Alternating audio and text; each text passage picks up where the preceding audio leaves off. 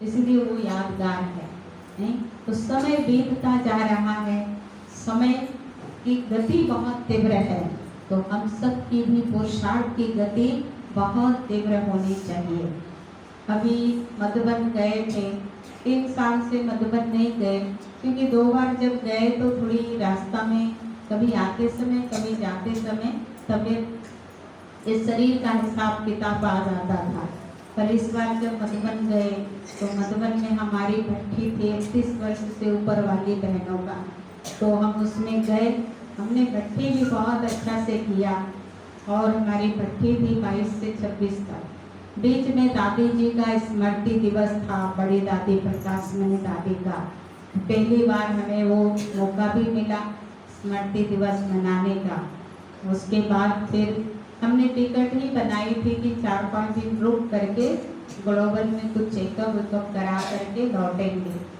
लेकिन जब हम वहाँ गए तो डॉक्टर से दिखाए, थोड़ा पैर उर में दर्द हो रहा था, गला में थोड़ा सर्दी लग जाती थी हमेशा, तो मैंने सोचा दिखा लेते हैं, बाबा का अपना हॉस्पिटल है।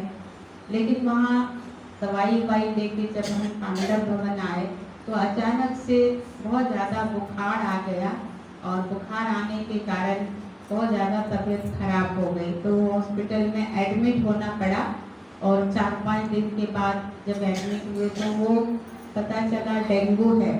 तो हुआ क्या कि 24 तारीख से ही हमको बुखार था, तो 24 भी बीता, 25 भी बीता, 26 3 दिन हम बुखार की टैबलेट ले लेते थे तो थोड़ा कम होता था, लेकिन फिर बहुत ज़्यादा थकावट होने लगी।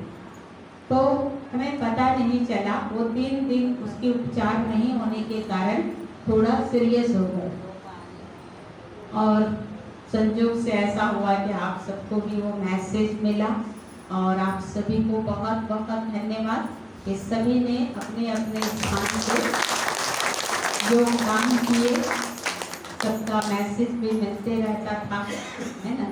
तो ये समझ में आया कि सबका बहुत ज़्यादा स्नेह है ना। तो अभी बाहर रहते हैं, तो जब बाहर में अगर तबीयत खराब हो गई तो समझिए वहाँ तो बाबा का अपना हॉस्पिटल था, लेकिन वहाँ मेडिसिन में भी पैसा तो लगता था थोड़ा बहुत सारा चीज़ों में। तो फिर भी मतलब वहाँ पर अपना बाबा का घर होने के कारण कोई तकलीफ नहीं हुआ, लगा ही नहीं हम हॉस्पिटल में हैं, ऐसा लगा हम तपस्या करने आए। वहाँ बहुत सारे भाई लोग आते थे और बोलते थे, दीदी आप बीमार हुए ना, इसमें बहुत कल्याण छुपा हुआ है, पता है आप लोगों से इतना समय से मिलना नहीं हुआ था, और अभी देखो हम आपसे मिलने आते हैं, आपसे दृष्टि लेते हैं, आपसे बातें करते, कितना अच्छा लगता है। नहीं तो आप आते थे, कहते थे ओम शांति भाई जी जा रहे हैं, तो ये बहुत बड़ा कल्याण है।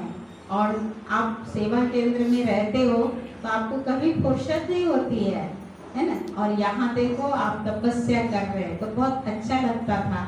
बहुत समय से मतलब जब हम नेपाल में थे तो वहाँ कई भाइयों को कोर्स कराया था, मधुबन भेजा था, वो भाई लोग भी मधुबन में मिले, तो वो लोग भी बहुत खुश हुए मिल करके, और एकदम सेवा पे तत्पर। मधुबन की विशेषता देखो, कितना दिल से लोग सेवा करते हैं, निस्वार्थ सेवा करते हैं। और हमें दोनों टाइम भाई लोग सभी जो जितने भी बिहार के नेपाल के भाई लोग थे सब मिलने जुलने आते थे, सभी बहुत बोलते थे जो आपको अच्छा लगता, कुछ कुछ बना के लाते थे अपने से कि दीदी बुखार में नहीं अच्छा लगता है तो खाइए। तो बहुत अच्छा से हिसाब किताब भी चुकता हुआ। और हमें जब हम आने लगे तो सोचे कि भी टिकट देखा, डॉक्टर की छुट्टी मिली तो टिकट ही नहीं था, पूरा फुल, अभी दशहरे के बाद तक भी फुल था।